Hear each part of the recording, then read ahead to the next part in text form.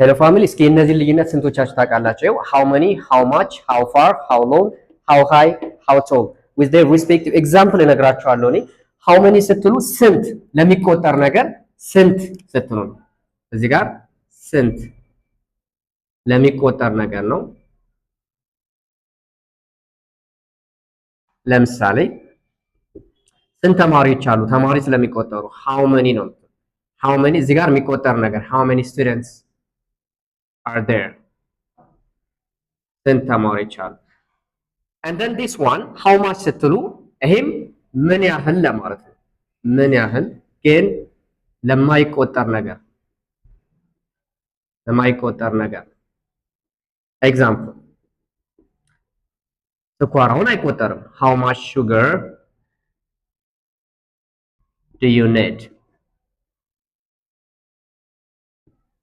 how far ስትሉ ይሄም ምን ያህል ለርቀት ነው። ለምን ያህል ይርቃል ስትሉ how far ነው የምትጠቀሙ። ኤግዛምፕል how far is the school? ትምህርት ቤቱ ምን ያህል ይርቃል እያላችሁ ነው። how far is the school? It is a question mark. And then this one how long ለምን ያህል ጊዜ ያ ማለት ለጊዜ ርዝማኔ ነው የምትጠቀሙት። this one example how long will the flight take? በረራስ ምን ያህል ጊዜ ሊወስድ ይችላል እያላችሁ ነው። how long will the flight take?